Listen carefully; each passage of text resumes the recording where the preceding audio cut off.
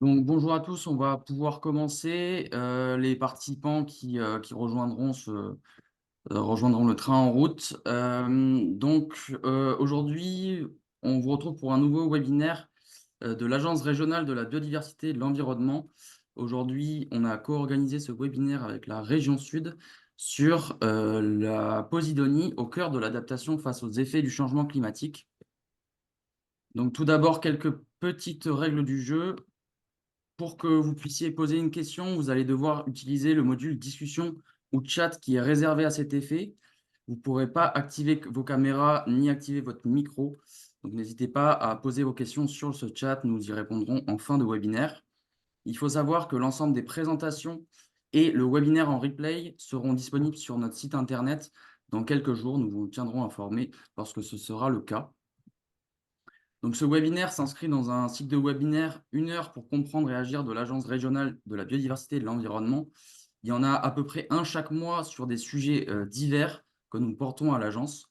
Donc, si vous voulez vous inscrire au prochain webinaire, vous pouvez le faire sur notre newsletter ou aller voir sur notre site internet. Donc, alors, comment ça va se passer aujourd'hui?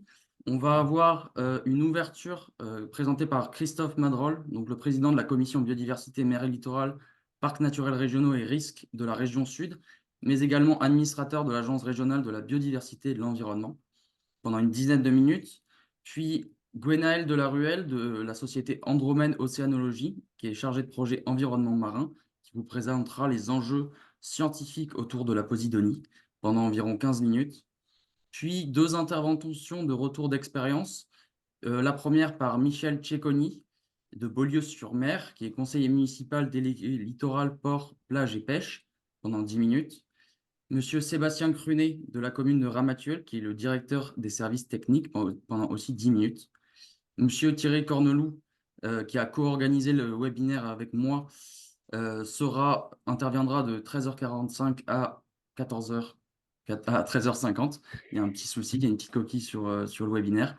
Et enfin, il y aura une session de questions et réponses. Donc, on prendra les questions qui ont été posées dans le chat et nous les poserons aux intervenants.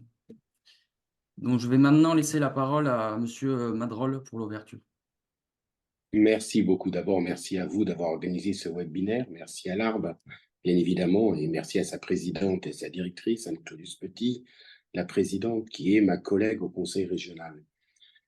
Je suis très heureux de participer à ce webinaire parce que vous n'êtes pas sans savoir que la question de la protection des herbiers de Posidonie ou des banquettes de Posidonie est un peu la marque de fabrique que j'ai essayé de mettre en place avec l'ensemble de mes collègues du service mer et service littoral, parce qu'elle est au cœur de nombreuses problématiques. C'est nouveau. C'est les promotions que nous avons fait avec les différentes orientations. Vous avez vu les campagnes que nous avons pu porter. Nous avons pu également animer de nombreux side events, comme on dit en anglais, autour de cette question de la Posidonie.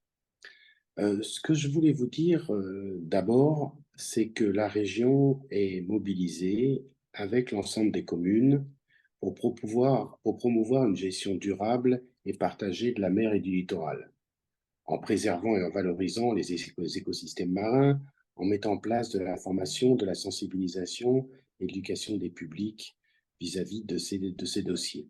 Nous essayons également, et nous avons accompagné la charte pour des plages de caractère en Méditerranée. Et il y a quelques jours, au Lavandou, avec mon ami François de Canson et l'ensemble des maires qui avaient ratifié la charte, nous avons pu avancer et nous essayons de structurer le réseau des villes engagées pour la protection des herbiers et des banquettes de Posidonie. Si je souhaitais ouvrir ce webinaire, c'est que cette question de la Posidonie, au niveau des communes, est hautement politique. Beaucoup de nos amis maires considèrent nos plages de Méditerranée avec l'accueil du tourisme, avec du sable blanc et des mers bleues. Mais ce n'est pas ça la Méditerranée. On le sait aujourd'hui, c'est la mer bleue, lignée. Mais la question de la Posidonie doit être au cœur aussi des interrogations que nous portons. C'est très important parce que sinon nous arrivons obligatoirement à avoir une contradiction avec l'envie et l'enjeu économique que nous portons à la région de développer et de soutenir les communes en matière économique, autour de l'emploi, le tourisme et la protection de l'environnement. Et cette question de la Posidonie, hautement politique, comme je vous le disais précédemment, nous devons aujourd'hui informer, sensibiliser l'ensemble des communes.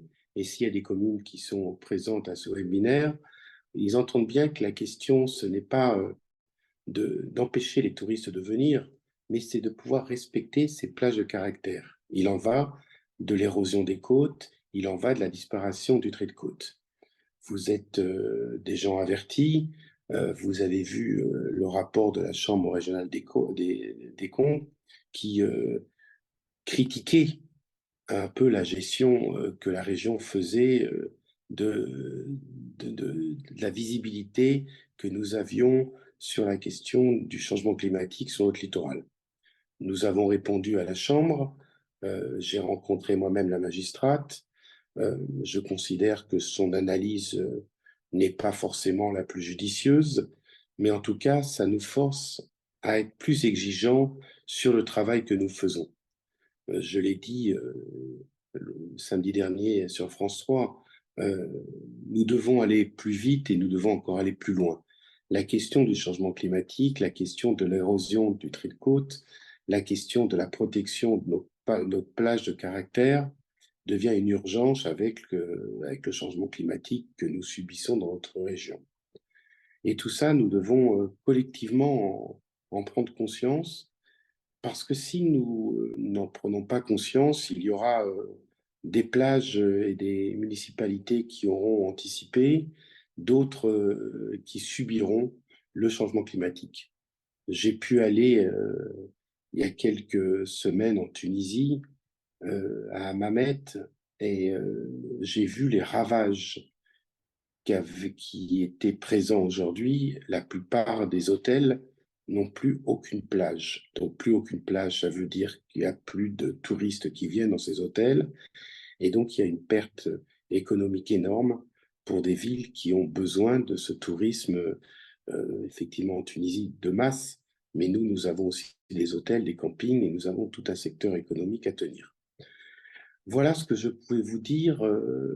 Mes collègues rentreront plus dans le côté technique, mais je souhaitais introduire ce webinaire pour bien vous sentir l'urgence que nous avons de sensibiliser, l'urgence que nous avons de promouvoir une gestion durable des banquettes de Posidonie. Nous devons porter politiquement, au bon sens du terme, le combat qui est le nôtre. Ça, il y a un enjeu très, très, très important.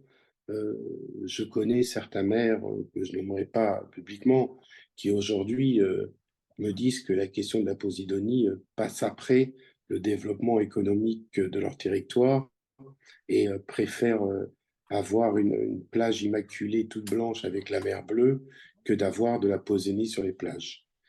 Ce que je leur ai dit, c'est que c'est valable peut-être une année, 2 années, mais dans 3 ans, le trait de côte aura reculé et peut-être que leur plage aura complètement disparu. Voilà ce que je voulais vous dire rapidement. Pardon pour ma voix, j'ai une voix un peu enrayée et puis je suis en direct du secrétaire d'État à la mer puisque j'enchaîne les réunions, puisque là aussi vous n'êtes pas sans savoir que la région sud va recevoir le monde entier à Nice en 2025 et nous nous organisons aussi l'année de la mer avec le ministère puisqu'il y a des appels à projets qui vont être lancés et la région sud sera mobilisée pour accompagner évidemment l'UNOC à Nice, mais également l'année de la mer avec des manifestations partout dans notre belle région. Merci à tous, et puis je suis à votre disposition comme d'habitude, soit en direct, soit par mon mail. Vous pouvez passer par le service maire de la région qui fera un plaisir de nous mobiliser. Voilà ce que je pouvais vous dire rapidement. Merci à tous. Merci, Monsieur Madrol. Alors, de mon côté, je vais vous présenter rapidement l'Agence régionale de la biodiversité et de l'environnement.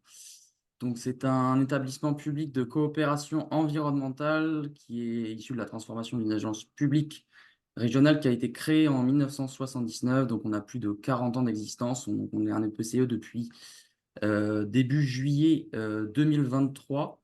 Donc on est une structure partenariale et collaborative entre des structures qui sont régionales et des services de l'État.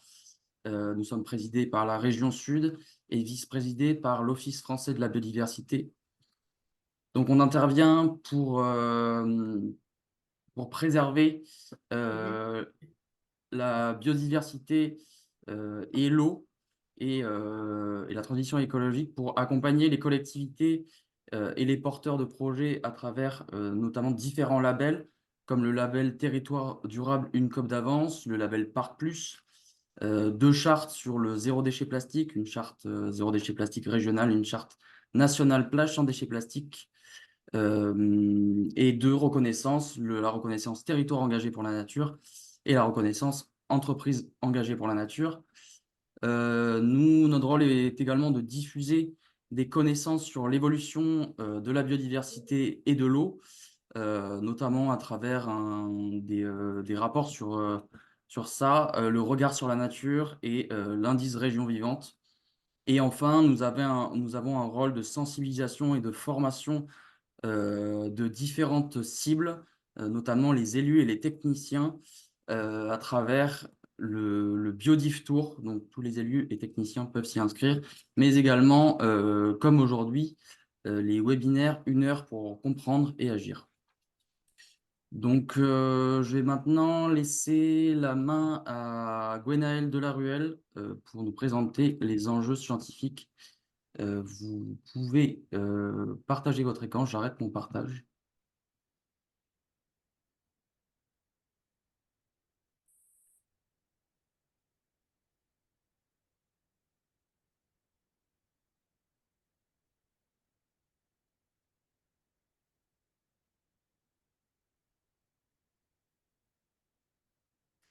Est-ce que c'est bon?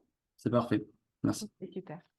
Bonjour à toutes et à tous. Donc, Gwenaëlle Delaruelle, je suis chargée de projet en environnement marin dans une société qui s'appelle Andromède Océanologie, qui est basée à Moggio, à côté de Carnon, à côté de Montpellier, pardon.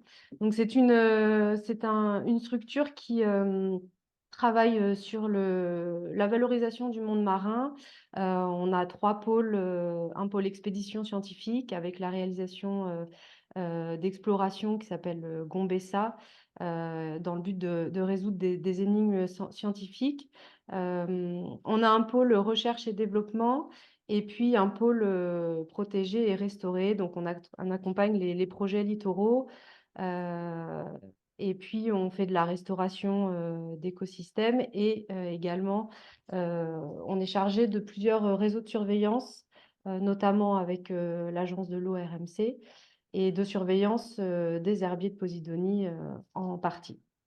Donc, l'objectif aujourd'hui de cette présentation, c'est de faire de rappeler quelques généralités et quelques rôles importants de la Posidonie, qui est le sujet de ce webinaire. Donc, la Posidonie, c'est une plante à fleurs qui appartient aux angiospermes, donc qui sont des plantes qui portent des fleurs et qui sont majoritairement terrestres, mais on trouve une soixantaine d'espèces marines au niveau mondial.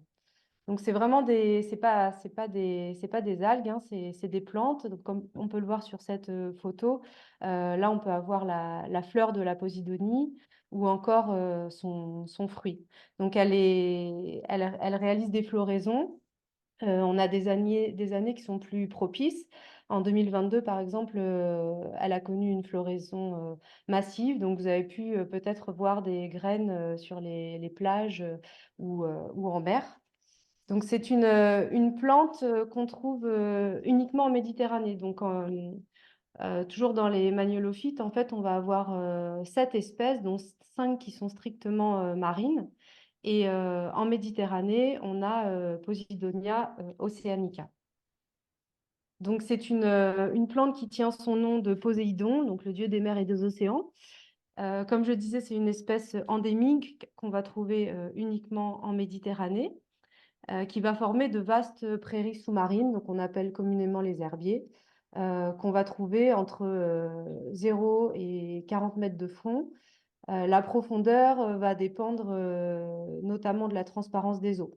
Donc, on va trouver cette espèce plus profondément, donc jusqu'à une quarantaine de mètres en Corse. En région sud, ça va être plutôt une trentaine de mètres. Et encore en région Occitanie, on va la trouver plutôt jusqu'à une vingtaine de mètres de profondeur. C'est une espèce qui couvre aujourd'hui en France l'équivalent de 3 fois la ville de Marseille, donc 78 825 hectares pour être tout à fait précis. Cette cartographie, en fait, on la met à jour très régulièrement dans le cadre d'un réseau de surveillance qui s'appelle Surfstat avec l'Agence de l'eau.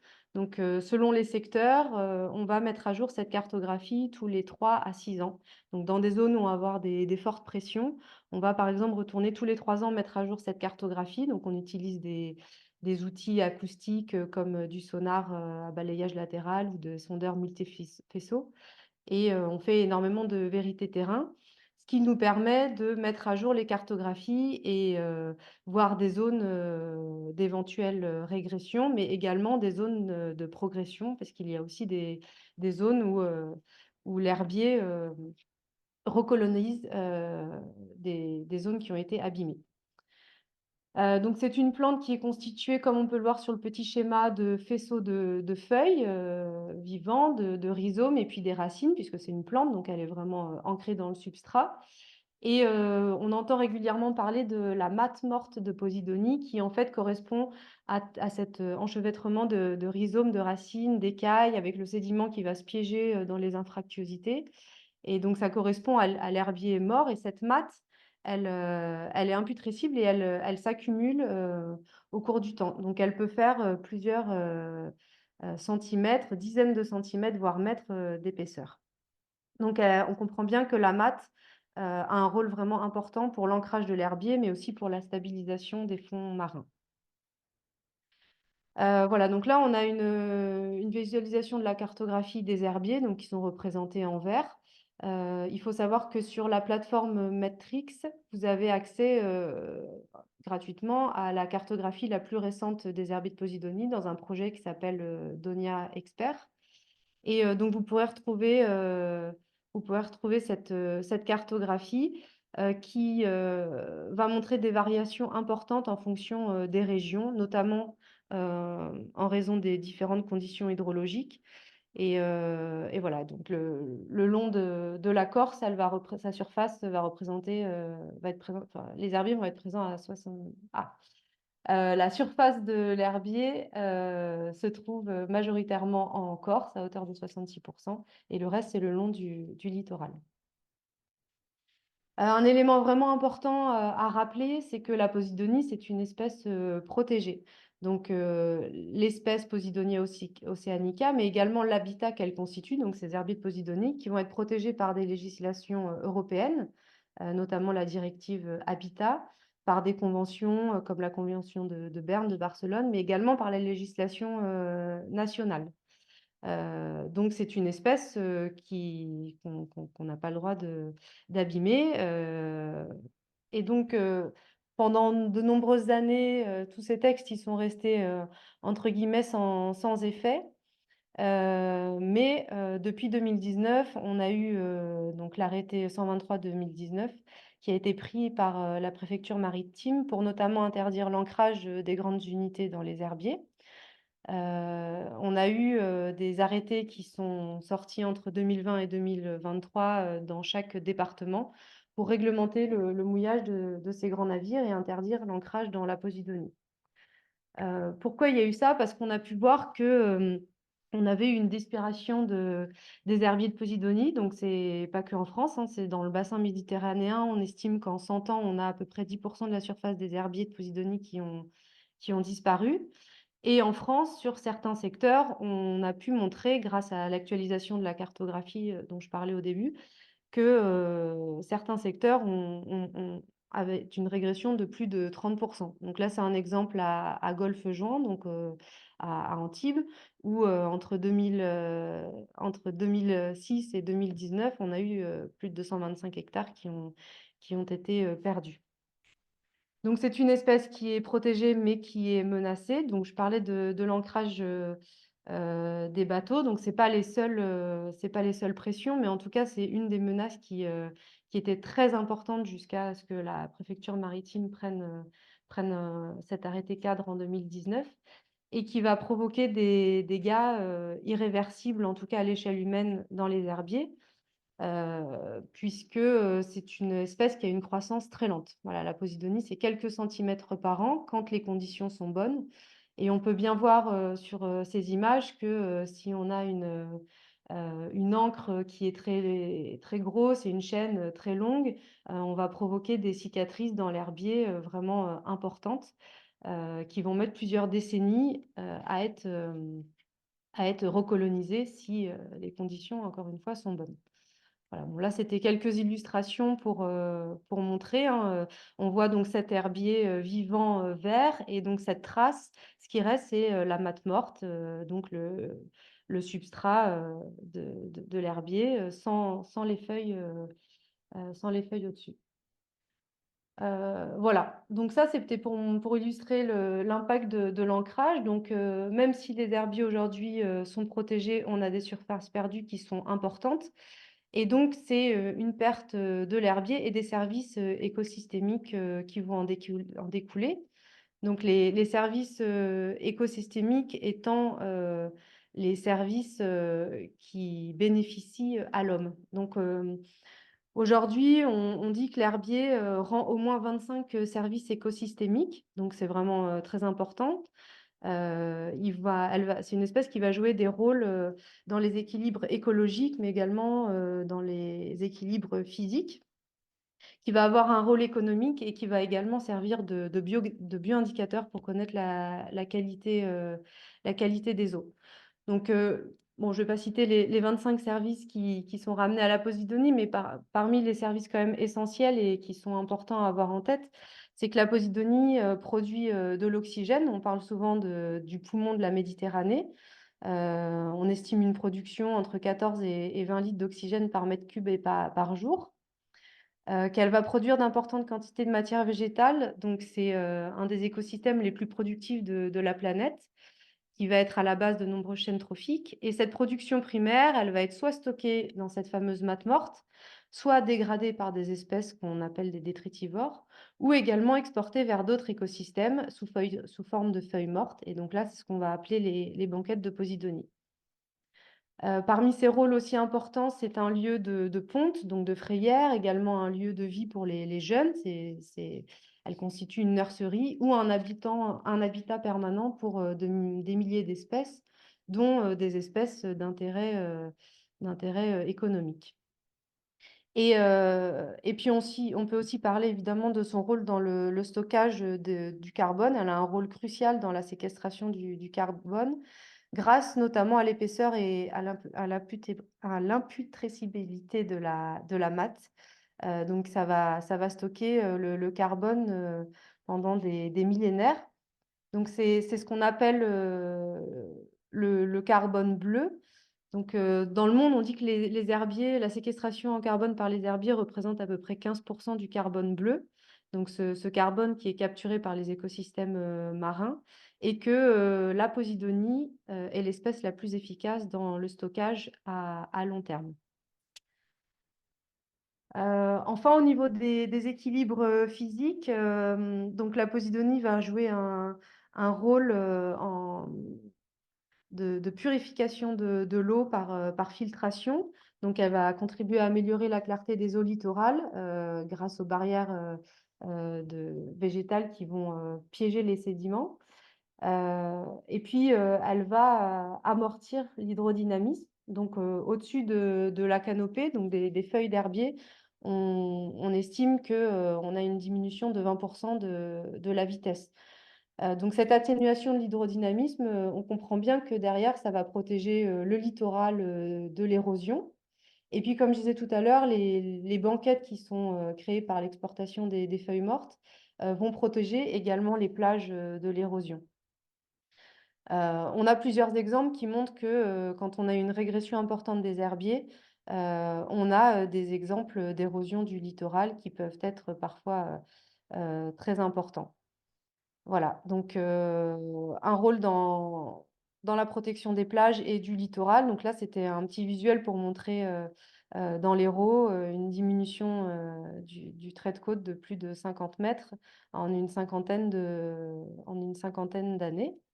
Euh, et puis donc sur le rivage, les échouages des feuilles mortes qui permet la formation de ces banquettes qui offrent une protection naturelle et un soutien à toutes les plages côtières, notamment pendant les tempêtes hivernales. Et parfois, évidemment, ces accumulations, elles peuvent mesurer plusieurs mètres d'épaisseur. On a des exemples sur plusieurs plages du littoral et également en Corse, où parfois on peut les voir de très loin et qui vont jouer un rôle vraiment très important sur l'érosion côtière.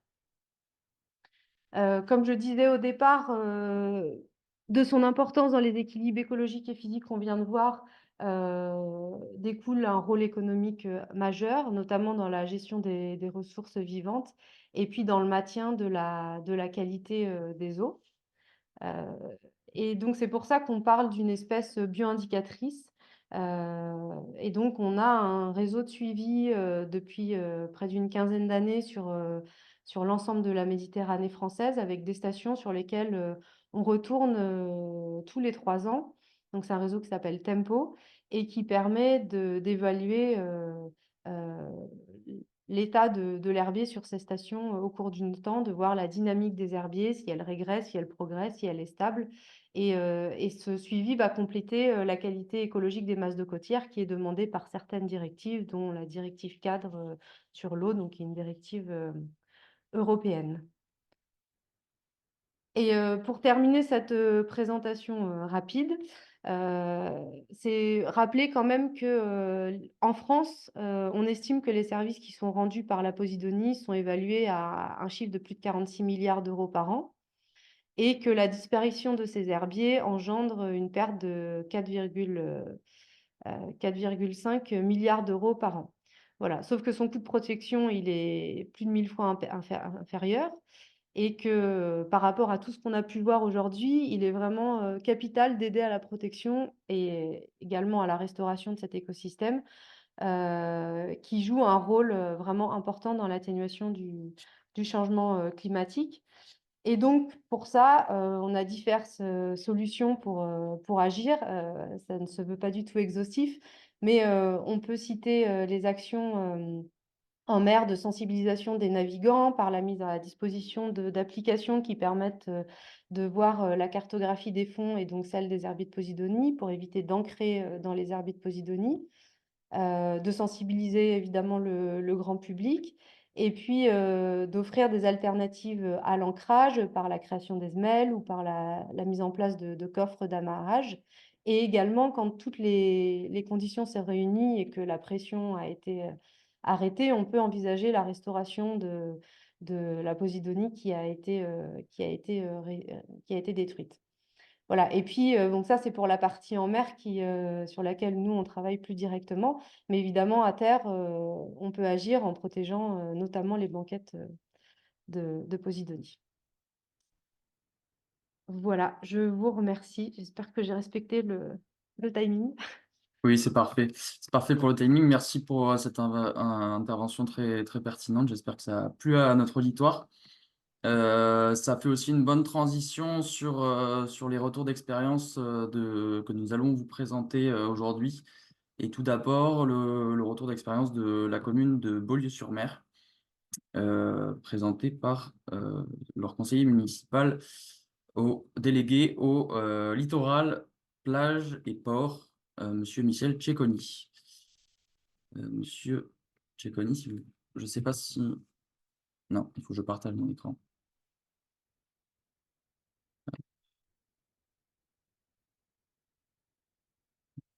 Oui, bonjour à tous. Donc, Beaulieu-sur-Mer est la plus petite commune en surface des Alpes-Maritimes avec 92 hectares. Nous avons 3800 habitants et nous sommes donc surclassés 10 000 habitants grâce au tourisme, qui est une de nos principales sources de revenus pour, entre autres, l'économie locale. Nous possédons 3 plages sur à peu près 1,5 km de long, plages très étroites, sans possibilité de recul. Beaulieu. Beaulieu-sur-Mer est la commune qui reçoit le plus de Posidonie dans les Alpes-Maritimes. Nous avons plus de 1000 tonnes qui s'échouent donc sur nos plages.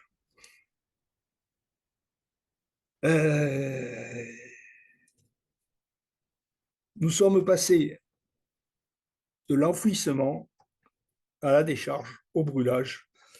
Et nous avons pris quand même au fil des années conscience de la valeur environnementale de ces Posidonies. Le dernier exemple, pour être rapide, en collaboration avec l'INRA, nous sommes arrivés, en mélangeant ces algues avec de la terre, à un produit pour l'agriculture très valorisant pour la nature et l'environnement. Aujourd'hui, suite à l'évolution des réglementations, nous avons su trouver un compromis entre économie et écologie. Au fil des années, le développement du tourisme, souvent poussé vers l'excellence, nous a amené à avoir des plages urbanisées. Nous possédons donc 4 établissements balnéaires concédés par l'État. Nos plages sont inférieures donc à 1000 mètres, soit 1 kilomètre. Elles sont très étroites et accueillent beaucoup de touristes et d'autochtones. Sur la première plage, nous avons 450 tonnes à peu près de Posidonie. Voilà, vous l'avez là en image. Nous avons donc opté pour un rejet en mer sous forme de clapage au large de 4000 nautiques et 800 mètres de fond. Sur la deuxième plage, nous déplaçons à peu près la même quantité de Posidonie et nous avons donc reconstitué un chemin du littoral. Et au fil des années, ça fait à peu près 5 ans, nous avons donc reconstitué ces fameuses banquettes qui aujourd'hui demeurent toute l'année en place. Beaulieu a été choisi comme ville pilote par la région et nous avons donc obtenu un prix lors de l'appel à projet des étoiles de l'Europe, suite donc à ce compromis qui a été très difficile à trouver entre économie et écologie. Il faut noter aussi que nous avons pris conscience il y a très longtemps de la protection de la Posidonie, mais en mer. Nous avons œuvré, nous avons été les précurseurs entre Monaco et Nice de la mise en place d'un balisage de la bande des 300 mètres qui donc exclut tout navire au-delà des 300 mètres. Ça a permis quand même, au fil des années, ça fait à peu près 7 ans que c'est en place, d'arrêter la perte de l'herbier de Posidonie. Nous avons perdu dans la baie de Beaulieu à peu près 30% sur les 20 dernières années de cet herbier. Donc nous avons pris aussi conscience à la fois de sauver la Posidonie sous l'eau et aujourd'hui de préserver les banquettes de Posidonie sur des parties du littoral. Et encore une fois, nous essayons de trouver un compromis entre le tourisme, l'économie et l'écologie. Voilà. Ok, je vous remercie, Monsieur Cicconi, pour votre présentation. Je vais maintenant passer à la seconde présentation de Monsieur Sébastien Crunet de la commune de Ramatuelle. Si vous pouvez activer votre... Oui, je pense que C'est là, vous bon, m'entendez. c'est parfait, on vous entend parfaitement. Donc, bonjour à tous, je suis Sébastien Crunet, le directeur des services techniques, et je vais vous présenter les actions communales en rapport à la présence de la Posidonie sur le territoire de Ramatuelle.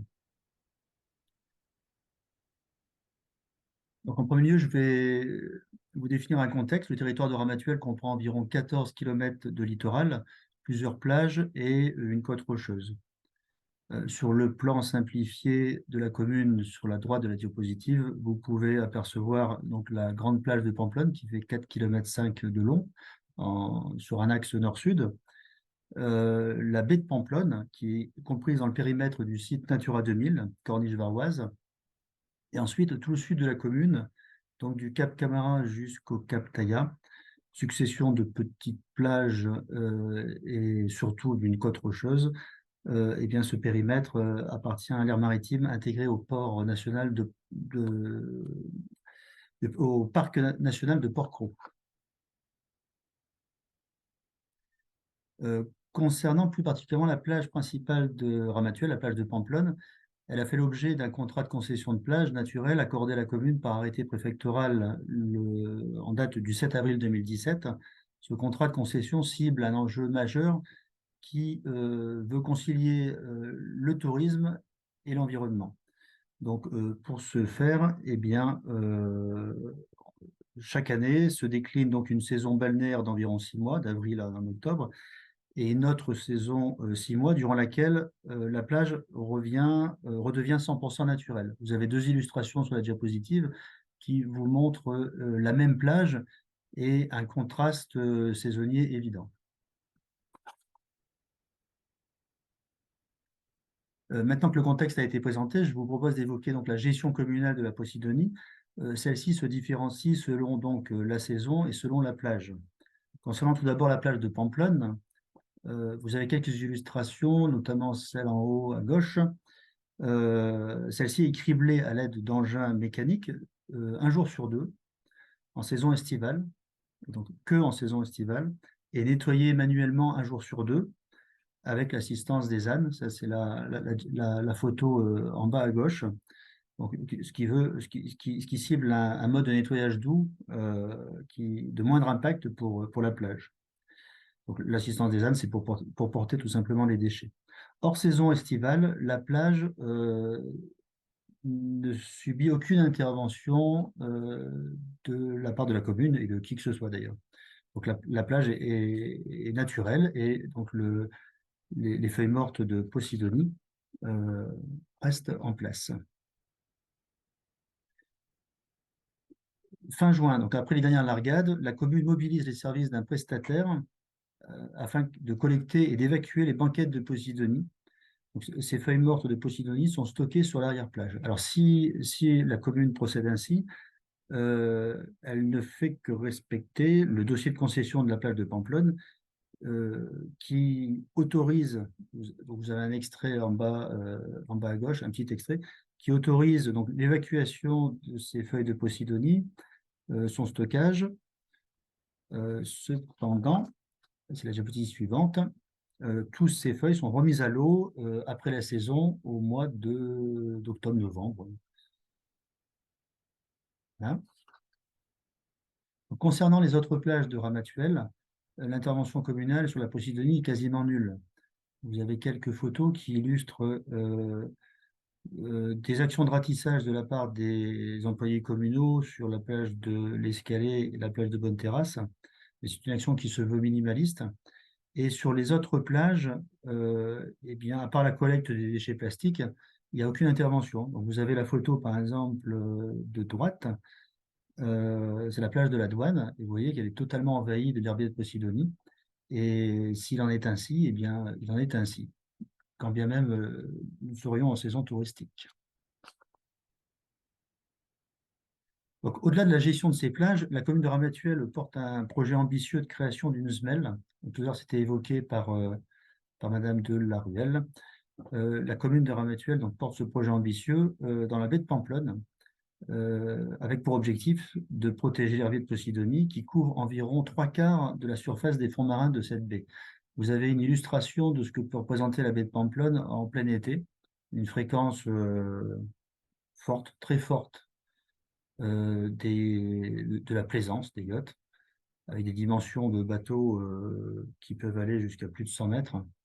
Et donc, vous pouvez imaginer que eh bien, jeter l'ancre dans la baie de Posidonie, depuis de nombreuses années, c'est un massacre pour l'herbier de Posidonie. Et donc, la commune,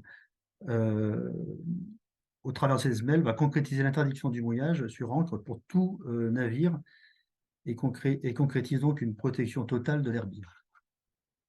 Diapositive suivante, vous pouvez apercevoir ce que représente ces SMEL.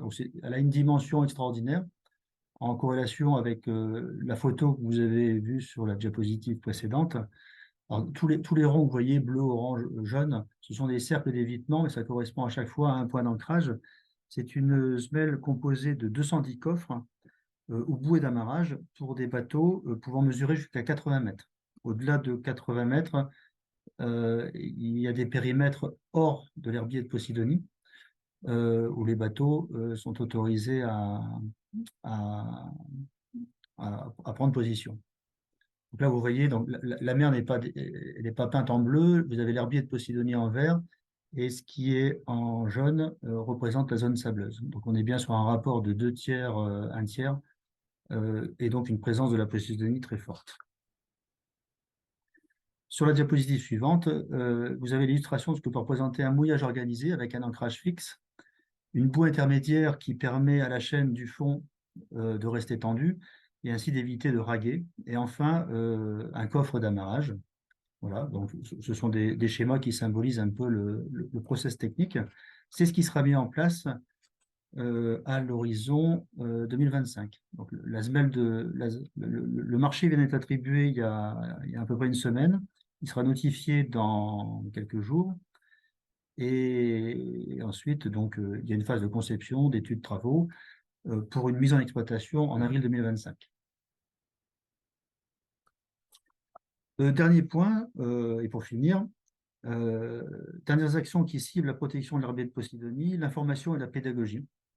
Alors, ces actions sont principalement portées par le service des espaces maritimes de la communauté de communes du golfe de Saint-Tropez, qui conçoit et met en place des panneaux pédagogiques, comme vous pouvez voir sur cette diapositive, à proximité des plages, et qui organise en saison estivale des opérations de sensibilisation sur les plages pour informer les touristes de ce que c'est cette Posidonie. Parce que dans un premier regard, il y a toujours un rapport négatif à la présence des feuilles mortes sur la plage. Cette pédagogie permet de rendre nos touristes un petit peu plus en réalité avec ce qui nous réunit aujourd'hui. Voilà. Et donc, je profite de ce webinaire pour saluer mes collègues de l'Observatoire marin, Jean-Philippe, Greg et Fred, qui, je pense, sont en train de nous regarder. Et j'en ai fini. Je vous remercie, Monsieur Crinet, pour cette présentation complète de ce que vous faites sur la Posidonie en terre et en mer et à terre. Je vais maintenant laisser la main à Thierry Corneloup de la région, qui a déjà pris en main sa présentation. Bonjour à toutes et à tous. Donc Thierry Corneloup de la région. Je travaille au service mer et littoral et sur les questions d'adaptation des littoraux au changement climatique. En guise de conclusion, je voulais simplement vous présenter, alors très rapidement pour le coup, les outils, j'ai vu qu'il y avait des questions sur ce sujet, des outils qui sont mis en place et qui sont développés par la région sur ce sujet-là. En premier lieu, il y a la charte pour des plages de caractère, donc, qui a été évoquée par Monsieur Madrol en introduction. C'est une charte en fait dont la partie visible est accessible via un site internet que j'ai mentionné sur la diapo, donc Act for Posidonia. L'intérêt, je dirais, il est double. Le premier, c'est à travers ce site de faire œuvre de sensibilisation du grand public. Donc, je vous invite à aller le visiter. Il y a de l'information très généraliste sur l'intérêt écologique ou en termes de lutte contre l'érosion de la Posidonie. Ce qu'on cherche, nous, surtout à développer et à inciter, c'est l'engagement, comme l'a dit M. Madrol et M. Cecconi tout à l'heure, l'engagement des communes à adhérer à cette charte. Et à travers l'adhésion à cette charte, comme ça a été précisé tout à l'heure, les communes, par délibération, s'engagent à mettre en place un certain nombre d'opérations, d'actions, pour maintenir les banquettes de Posidonie.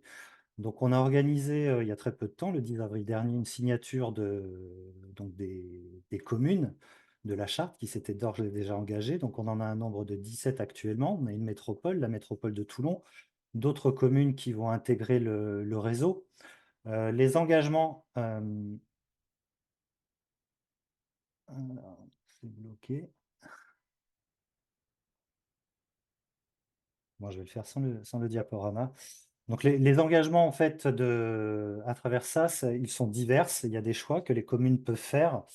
C'est le respect, déjà, le respect de l'écosystème, l'emploi de matériel et d'engins non mécaniques pour nettoyer les plages.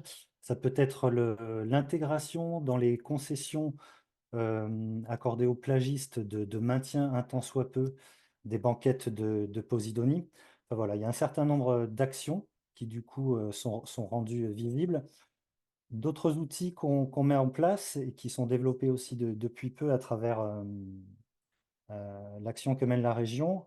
Il existe un Parlement de la mer, dont je pense certains d'entre vous font partie, qui nous a permis de mettre en place un groupe de travail qui s'est réuni la semaine dernière. L'idée étant d'accompagner techniquement au mieux les communes sur ce sujet-là, donc avec l'octroi de financement quand c'est nécessaire. Et surtout, on développe derrière des actions d'accompagnement en termes de sensibilisation et d'information du public pour faciliter l'acceptation sociale, que ce soit des résidents permanents, que ce soit des touristes, l'acceptation sociale du maintien de ces banquettes de Posidonie. Un autre élément important à mentionner, c'est l'Alliance Posidonia, qui est un partenariat qui regroupe à la fois des collectivités publiques et surtout des acteurs économiques. Comme cela a été dit tout à l'heure par Monsieur Madrol, c'est un enjeu politique avec la difficulté d'arriver à concilier les activités économiques et le maintien des banquettes de Posidonie. Donc cette alliance Posidonia, elle regroupe des institutions comme l'Agence de l'eau, l'OFB, les régions Occitanie, Sud, et des acteurs économiques. Alors je ne les cite pas tous, mais là, il y a la Fédération des industries nautiques, il y a l'Union des ports de plaisance. Et l'idée, en tout cas, l'objectif, c'est de faire avancer le sujet, que ce soit la protection des posidonies en mer et en plage, sur les plages par rapport à la lutte contre l'érosion. Simplement, en termes de conclusion aussi, c'est vrai qu'on a voulu donner la parole aux communes à travers ce webinaire pour qu'elles puissent présenter les actions qu'elles entreprennent pour maintenir ces banquettes de Posidonie. Je voudrais simplement aussi recontextualiser. C'est vrai que les banquettes de Posidonie, les maintenir, ça permet de lutter contre l'érosion. Ce qu'on développe en partenariat également avec les services de l'État et notamment l'ADREAL, c'est le développement de stratégies, de stratégies plus globales, idéalement à l'échelle de cellules hydrosédimentaires, donc stratégies qui peuvent être portées par des communautés de communes ou autres. Mais ces stratégies, l'idée est que les territoires puissent élaborer des actions à long terme. Et à travers ces actions, il peut y avoir le maintien des banquettes de Posidonie quand c'est nécessaire, quand c'est faisable, quand il y a des Posidonies qui se déposent sur les plages. Mais ces stratégies aussi doivent permettre de mobiliser d'autres outils. Je pense à des outils en termes d'urbanisme, que ce soit voilà, le repli, recomposition spatiale quand c'est possible, que ce soit le maintien ou le démantèlement d'ouvrages quand c'est possible, que ce soit aussi l'occasion de mettre en place des solutions fondées sur la nature, alors, banquette de Posidonie certes, mais il peut y avoir aussi la reconstitution de cordons dunaires, etc. Tout ça pour dire que voilà, les banquettes de Posidonie, quand on parle de son bienfait en termes de lutte contre l'érosion, c'est des outils qui peut être mobilisé au même titre que d'autres outils. Donc c'est des démarches sur lesquelles on va s'employer ces prochains mois et ces prochaines années. Simplement pour en terminer, également un outil qui a été mis en place, peut-être que vous le connaissez, c'est la plateforme Mon Littoral, qui est un travail partenarial entre la région, l'Adréal, auquel participent également des chercheurs. On a un conseil scientifique qui est adossé à cette plateforme Mon Littoral, je pense notamment au CEREG, au BRGM, au laboratoire Espace, etc. L'idée, c'est d'accompagner justement l'adaptation des collectivités au recul du trait de côte. Donc, sur cette plateforme, alors là, ma diapo n'apparaît pas, mais monlittoral.fr, elle est facilement accessible. On met en ligne un certain nombre de retours d'expérience tels qu'ils ont été présentés tout à l'heure. Ça peut être le maintien des banquettes de Posidonie, ça peut être de tout autre sujet. J'ai parlé d'urbanisme ou autre. Il y a également des volets qui sont consacrés à la cartographie du recul du trait de côte. Il faut savoir qu'à travers la loi climat et résilience, les communes impactées par ce recul du trait de côte sont invitées à rejoindre une liste qui leur donne un certain nombre d'outils pour gérer la problématique. Et à travers ça, elles doivent s'engager à court terme à réaliser des cartes de recul du trait de côte. Donc à plus 30 ans, plus 100 ans. C'est pour ça que je parlais de stratégie derrière. Il y a ce sujet aussi ce sujet d'adaptation. On organise aussi régulièrement des journées à destination des techniciens. Donc c'est vrai que ce webinaire en fait en quelque sorte partie, puisqu'il est orienté très largement en termes de cibles. Des journées également à destination des élus, pour les accompagner aussi sur des démarches qui ne sont pas forcément évidentes et qui sont assez complexes. Voilà, alors j'ai pas tout abordé. C'est vrai que la problématique Posidonie tant en mer que sur la plage est assez vaste. On organisera d'autres webinaires ou d'autres journées d'information sous d'autres formats, que ce soit avec l'Arbre ou nos autres partenaires. En tout cas, merci à tous et à toutes pour votre présence. Et puis, c'est l'occasion de prendre et de répondre surtout à quelques questions qu'on a eues sur le chat. Merci Thierry pour cette intervention. Je vais poser donc quelques premières questions à Madame Delaruelle sur votre intervention. Après, on échangera un peu sur l'animation de cette session avec Thierry. Donc, une première question. Donc, quelle est l'influence de l'élévation de la température sur la floraison de la Posidonie? C'est une question de Madame Poy-Deneau. Oui, j'ai parlé un peu des floraisons à un moment donné. Donc, en fait, les floraisons, elles vont se produire généralement en automne. Donc, c'est irrégulier d'une année sur l'autre. Ça va dépendre des zones. Et après, quand on parle vraiment des floraisons massives, comme évoqué en 2022, ça, c'est des floraisons qui arrivent plus rarement. Souvent, c'est estimé à peu près tous les 10 ans, même si ça a tendance un peu à s'accélérer. Et oui, la température de l'eau l'été qui va être plus élevée va pouvoir favoriser la floraison. Donc, ça peut favoriser le brassage génétique de l'espèce. Ça a du coup produit des graines et donc peut-être que ces graines qui en résultent aideront à la recolonisation naturelle de l'herbier. Donc on peut voir l'augmentation de la température comme un effet plutôt bénéfique, mais il n'y a pas que la température qui joue un rôle dans la floraison. Il faut aussi qu'il y ait assez de réserves dans les rhizomes de l'herbier pour pouvoir, euh, pour pouvoir produire ces graines, etc. Donc, ce n'est pas parce qu'on a une température élevée, de plus en plus élevée, qu'on aura forcément de plus en plus de floraison. Ça va s'accélérer, mais il faut quand même qu'il y ait assez de réserves dans la plante pour pouvoir faire cette floraison. C'était ça la question. Oui, il me semble. Oui, très bien. Merci pour votre réponse. Il y avait une deuxième question de Aurélie Rago, donc je pense que vous l'avez déjà dit dans le webinaire, mais quel était le rythme de croissance annuel de la plante? C'était quelques centimètres. Mais Oui, quelques centimètres, en moyenne 5-7 centimètres. Ça peut aller jusqu'à 10, voire on trouve dans certaines publications 14 quand les rhizomes, en fait, les rhizomes de la Posidonie vont avoir deux positions, soit une croissance qui va être verticale, soit une croissance qui va être horizontale.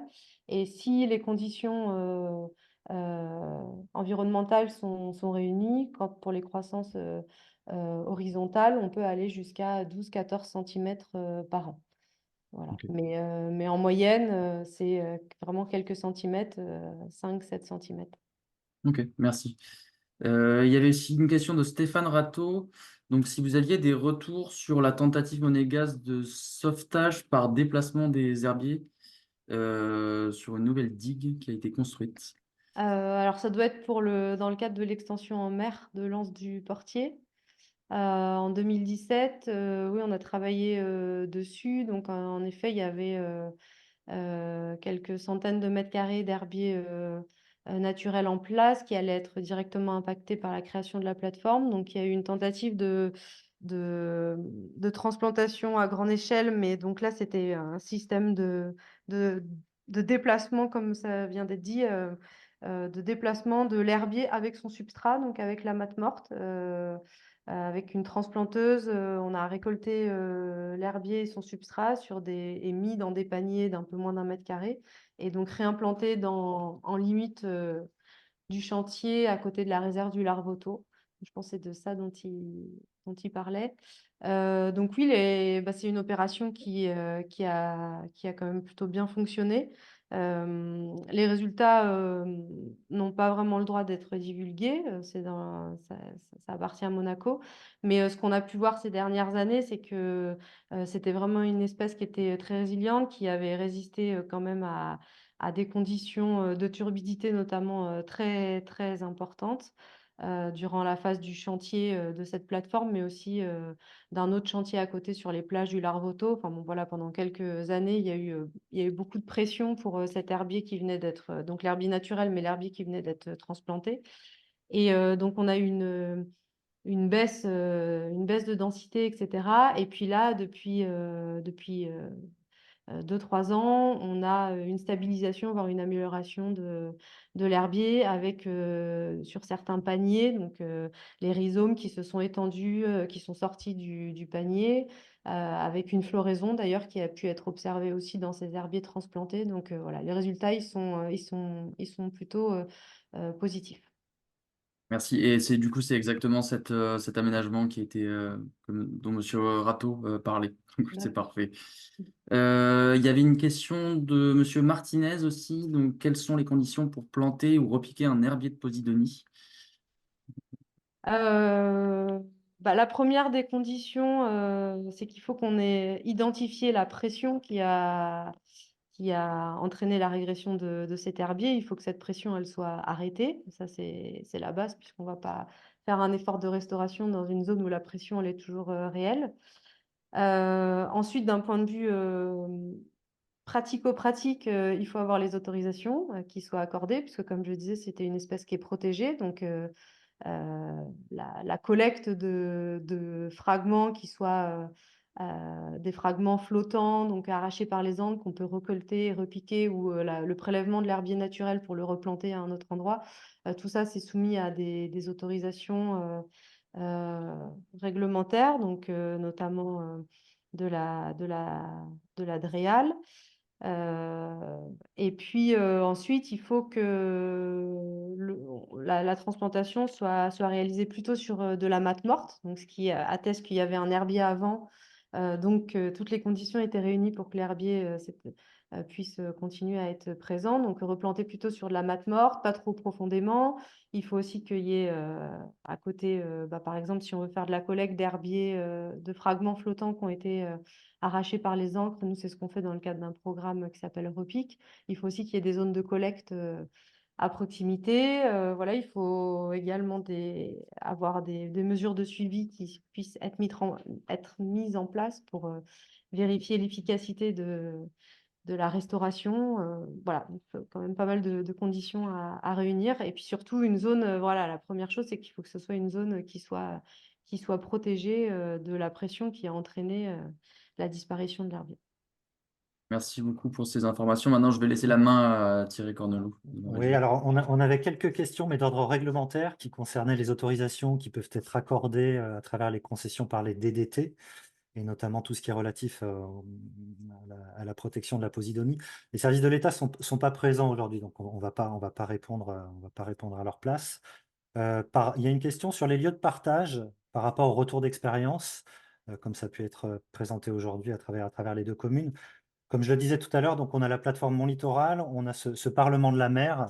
On organisera d'autres journées sur ce schéma-là, sachant que voilà, tout ce qui peut être mis en place en termes de maintien de banquettes de Posidonie ou de stratégie, c'est vraiment, et je pense qu'on l'a compris à travers les présentations, vraiment en fonction du contexte de plage et de ce qu'on peut retrouver surtout en arrière-plage. Il y avait une question, et je me permets de la poser aux communes, sur les difficultés que vous avez pu rencontrer, alors pas tellement techniques, mais surtout en termes d'acceptation du maintien des banquettes de Posidonie, que ce soit par la population, que ce soit par les plagistes, je pense aux acteurs économiques ou aux estivants, et comment vous avez pu lever les freins, en quelque sorte, ou comment vous avez pu accompagner le changement.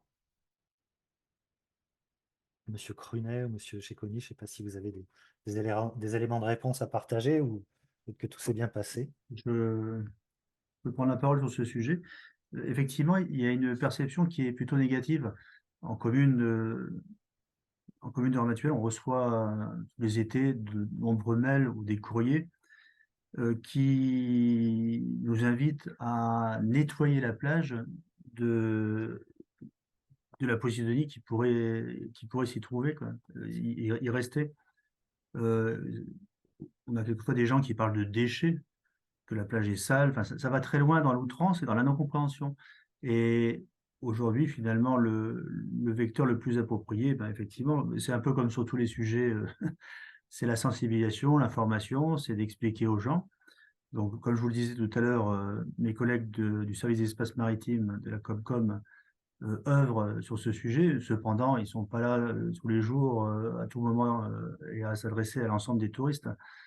Et quand bien même on peut l'expliquer, il y a des gens qui restent finalement dans ce que j'appellerais l'ancien monde, où il faudrait que tout soit parfait, même les espaces naturels, dédiés exclusivement au confort et l'appréciation du tourisme. Euh, bon. D'ailleurs, il y a des gens qui, inversement, qui comprennent très bien. Voilà.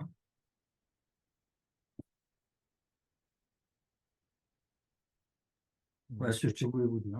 Merci à vous, Monsieur Cecconi. Je ne sais pas si vous voulez ajouter d'autres éléments ou pas sur le sujet. Ah, on ne vous entend pas. Votre micro n'est pas ouvert. C'est bon comme ça? Oui, très bien. Au fil des années, on a habitué les utilisateurs de nos plages à de plus en plus d'excellence, c'est-à-dire de plus en plus un lieu de propreté, un lieu de tourisme, de confort, voilà, de confort. Et effectivement, la Posidonie a été et est encore considérée, justement, ça a été dit, comme un déchet. Donc, un déchet, ben, c'est comme des feuilles mortes en ville, ça se ramasse et ça se jette. Et c'est vrai qu'aujourd'hui, on a beaucoup de difficultés à faire admettre aux gens le maintien de ces déchets qui n'en sont plus. Je l'ai dit à Beaulieu, on a essayé, on a réussi à recréer des zones et on arrive doucement, doucement à faire, surtout aux nouvelles générations. On commence toujours maintenant, je pense, par les enfants, avec l'éducation nationale, etc. Il y a beaucoup d'actions sur les plages. Et petit à petit, je pense que les gens vont comprendre que la Posidonie est utile et de plus en plus, elle sera acceptée. Voilà. Merci. Alors, il y a une question qui concerne la région. Du coup, je me permets d'y répondre. Quel est le pouvoir de la région en la matière?